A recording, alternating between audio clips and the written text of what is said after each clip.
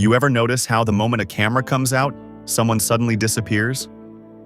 They turn away, they joke, they volunteer to take the photo instead. And maybe that someone is you. You're fine talking, laughing, existing, until a lens points in your direction. Then your body stiffens, your face forgets how to be natural, and your mind goes, nope, not today. What's strange is that it's not always about vanity. Some of the people who dislike being photographed aren't insecure in the way we usually imagine. They just feel deeply uncomfortable being captured, frozen, observed, reduced to a single frame. So why does a simple photo feel so wrong for some people? There's a quiet psychology behind it. And once you see it, the discomfort starts to make a lot more sense. Let's start with the first type, the self-monitor. Picture this. You're at a gathering, relaxed, mid-conversation. Someone says, "Smile." And suddenly, you're hyper-aware of your face, your posture, your expression. You start performing being yourself, which ironically makes you feel less like yourself. For self-monitors, a photo feels like a test, a snapshot that might reveal something unintended. They're highly aware of how they come across, and a camera removes their ability to adjust in real time. You can't correct a photo the way you can correct a conversation. If this resonates, you might notice you're not afraid of looking bad. You're uncomfortable losing control. Then there's the private self. This person doesn't mind being seen. They mind being kept. A photograph feels permanent, shareable, out of context. Once taken, it no longer belongs to them.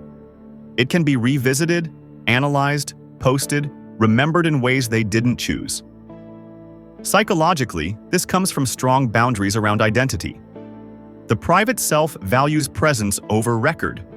Moments are meant to be lived, not archived. If you dislike photos but love meaningful conversations, this might be your pattern. It's not avoidance, it's selectivity. Another profile is the identity mismatch. These are people who feel that photos never quite capture who they are. They see the image and think, that's not me.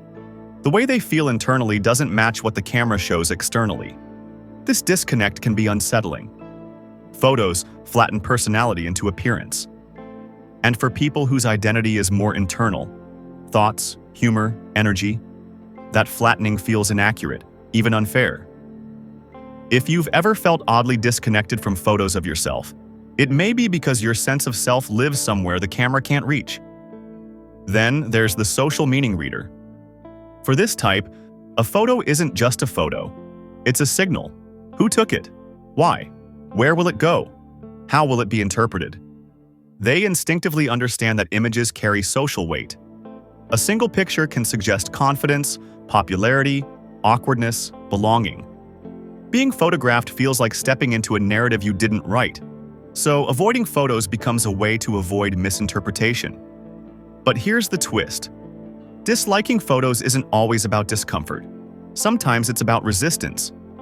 In a world obsessed with documentation, opting out is quietly rebellious. It's choosing presence over proof, experience over display. For some people, not wanting to be photographed is a way of saying, I exist even if there's no image of it. And of course, none of these types are rigid. You might recognize yourself in more than one, or notice that your reaction changes depending on who's holding the camera and why. So the next time you hesitate when a photo is about to be taken, pause and ask yourself, what exactly feels uncomfortable here? Is it exposure, permanence, control, meaning?